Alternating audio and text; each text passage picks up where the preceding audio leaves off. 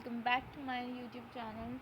सो आज हम लोग क्लास 9 का हिस्ट्री का chapter number 1 the French revolution का पार्ट 2 करने वाले हैं। ओके, तो स्टार्ट करते हैं। ओके, हमने पढ़ा था कि जो सेकंड स्टेट थी वो फर्स्ट और सेकंड स्टेट को जो प्रिविलेजेस मिलते थे वो जो मीरा बाऊ थे वो उसके खिलाफ थे। मैंने बताया था कि जो मीरा बाऊ की स्पीच थी वो बहुत ज़्यादा स्ट्रॉन्ग होती थी।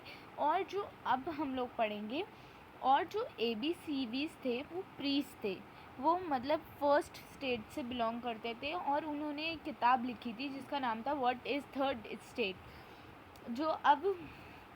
जो वो लोग फ्रांस के कॉन्स्टिट्यूशन लिख रहे थे, फ्रांस के सारे लोग बहुत गुस्सा हो गए थे। सर्दी की वजह से फसल ख़राब हो गई थी। फ्रांस में ब्रेड के प्राइस आसमान छू रहे थे।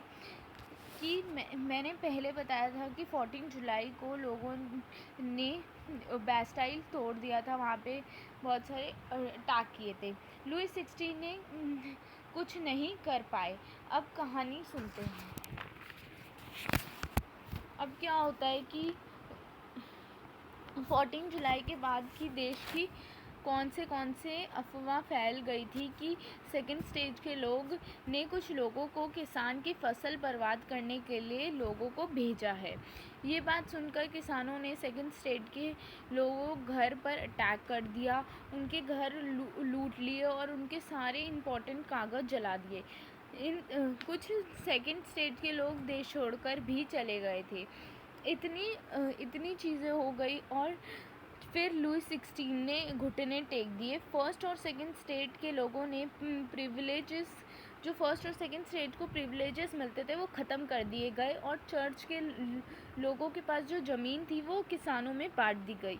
ये सारे फैसले 4 अगस्त 1789 की रात को लिए गए। अब फ्रांस मोनार्ची से कॉन्स्टिट्यूशनल मोनार्ची बन गया।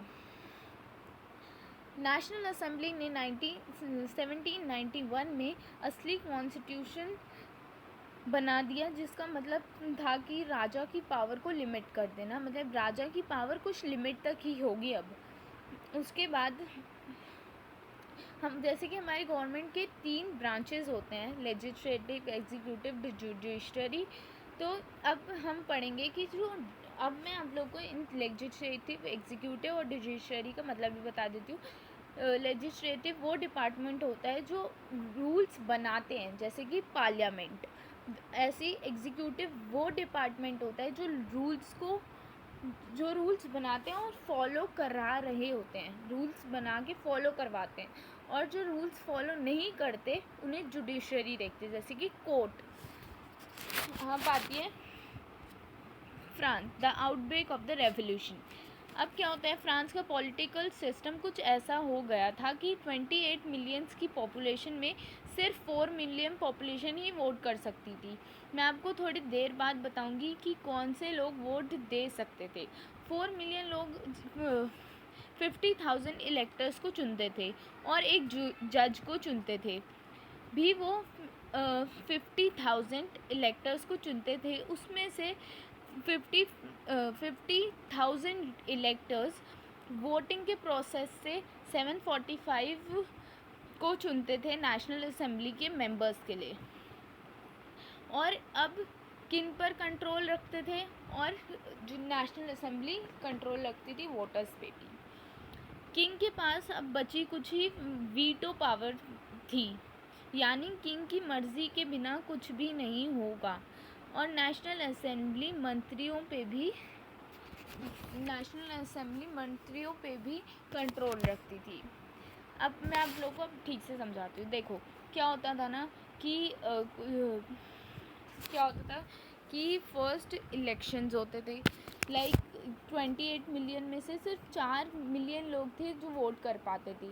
उसके बाद वो 4 मिलियन सिटीजन्स 50,000 लोगों को चूज़ करते हैं एज इलेक्टर्स। उसके बाद एक जज को चूज़ करते हैं, और जो 50,000 इलेक्टर्स चूज़ हो जाते हैं, ये 50,000 इलेक्टर्स वोट करते हैं 745 के मेंबर नेशनल असेंबली के लिए चूज़ करते हैं। ठीक है, अब क्या हुआ, अब देखो समझो 28 मिलियन 4 मिलियन ने वोट किया, जिसमें कि 4 मिलियन के सिटीजन, जितने भी 4 मिलियन लोगों ने 50,000 लोगों को इलेक्टर्स की तरह चुना, वोट करके एक जज को चुना। अब 50,000 लोगों ने 745 नेशनल असेंबली के लिए मेंबर को चुना। ठीक है, अब हम आगे पढ़ते हैं।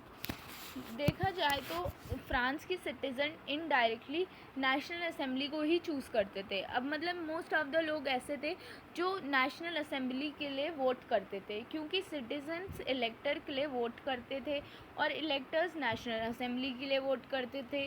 तो जब मैं बताऊंगी कि कौन से लोग वोट डाल सकते हैं, उसके पहले एक बात, जो वोट डाल सकते थे उसको बोलते हैं। मैं आपको थोड़ी देर बाद फिर से बताऊंगी कि क्यों और कैसे लोग वोट डालते थे, इतने कम लोग ही क्यों वोट डालते थे पॉपुलेशन में। लेकिन मैं ये भी बता देती हूँ, जो लोग वोट डालते हैं उन्हें हम एक्टिव सिटीज़न बोलते हैं। क्या बोलते हैं? Active citizen. और जो लोग वोट नहीं डालते उसे हम बोलते हैं पैसिव सिटीज़न। ठीक है, जो लोग वोट डालते हैं उसे बोलेंगे एक्टिव सिटीज़न, और जो लोग नहीं डालते हैं उन्हें बोलेंगे passive citizen. So I hope you like this video. This is the second part of this video. Third part is coming soon. Thank you. Bye bye.